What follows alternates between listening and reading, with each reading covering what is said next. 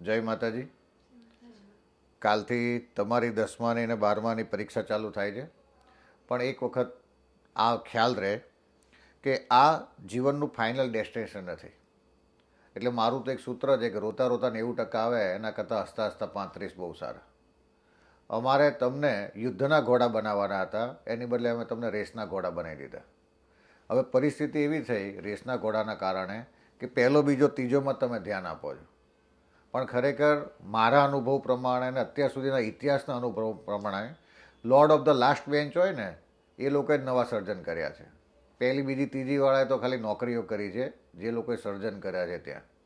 એટલે આ જીવનની અંદર એક ખ્યાલ રહે, આ માત્ર એક વિડીયો ગેમની જેમ, મોબાઈલની ગેમની જેમ પતાવી દેજો એક્ઝામ. બહુ મગજ ઉપર સ્ટ્રેસ ના લેતા, કારણ કે આની કોઈ જરૂરિયાત નથી. કુંભના મેળાની અંદર બધાએ નાહ્યા, બરાબર. રાજાએ પણ સ્નાન કર્યું, રંકે પણ સ્નાન કર્યું.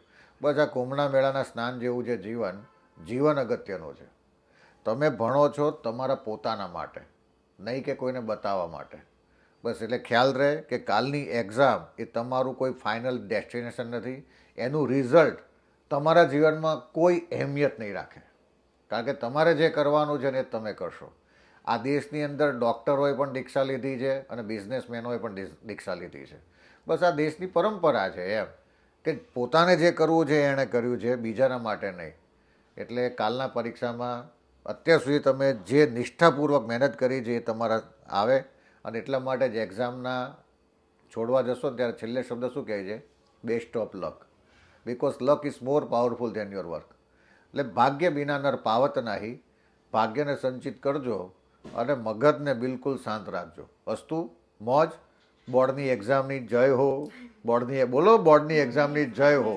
એટલે જય જ થાય અને વિજય ભવતીના આશીર્વાદ. મોજ.